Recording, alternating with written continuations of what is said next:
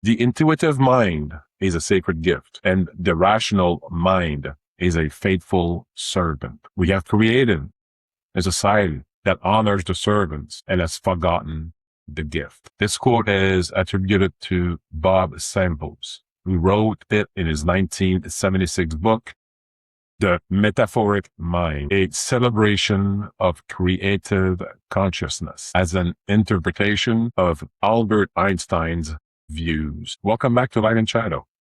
I'm your host, JF, and I titled today's episode, Beyond the Noise, Tuning into Intuition over Fear. Introduction, or what I call the whispering soul versus the loud mind. Every single day, we are bombarded by choices, opinions, and endless digital notifications. Amidst this chaos, there is a quiet, steady guide waiting inside you. It is your intuition. Spiritual teacher Ram Dass once noted that as we grow quieter, we can hear more. Today, we are exploring how to tune out the external static, conquer the grip of fear, and finally trust that inner calm. Chapter 1, what I call the anatomy of guidance, how intuition feels in the body. Intuition is not just an abstract concept. It is a biological reality. Psychiatrist Dr. Judith Orloff describes intuition as a form of intelligence that does not use linear logic. It communicates through the body first. So how do we recognize it? Intuitions feel like an opening. It is a sudden flash of clarity, a warm sensation in your chest, or a neutral yes or no that carries no emotional baggages. It feels grounded, calm, and spacious. Even when intuition warns you of danger, it carries a clean, objective clarity. It does not argue, scream, or try to convince you. It simply states what is. Chapter 2, the illusion of danger. How fear speaks to the flesh. Fear speaks in a completely different language. It is loud, erratic, and demanding. Physically, fear activates your sympathetic nervous system. Your chest tightens, your breathing becomes shallow, your stomach knots up, and your heart races. Psychiatrist Carl Jung taught that what you resist persists. Fear thrives on resistance. It uses repetitive, looping thoughts that usually begins with what if. Fear forces you to make frantic decisions to avoid pain, while intuition gently guides you towards your highest grade. Chapter 3, what I call the echo chamber, when past trauma mimics false fear. The trickiest part of this journey is discerning true intuition from the echoes of past trauma. Trauma rewires the nervous system to remain hyper vigilant. It tricks your body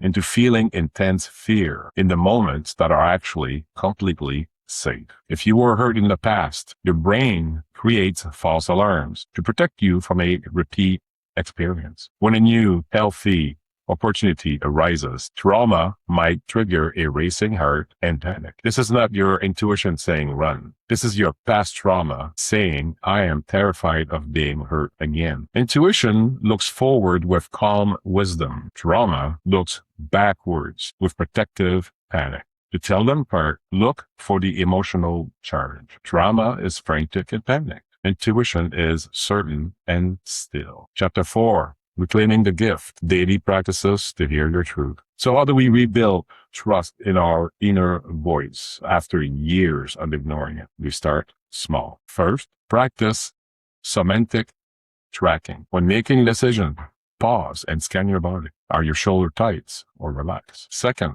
create pockets of silence. You cannot hear a whisper in a thunderstorm. Turn off the noise, put away the phone, and sit with yourself for just 5 minutes a day and reflect. Third, test your intuition on low-stake choices. Let your inner voice pick what you eat for lunch or which route to take home. Notice the outcome. Over time, your nervous system learns that it is safe to trust your internal guidance. Outro, what I call step safely into your power. Your inner voice has never left you. It has merely been drowned by a world that values logic over knowing. The next time you face a crossroad, pause, take a deep breath, let the panic settle, and listen for the quiet truth underneath. And now for my weekly reminder. How have you shared your light this week? For me, this podcast and answering messages is partly how I shine mine. If I can help just one of you today, then I have reached my goal. So I encourage you to share your light with your families, neighbors,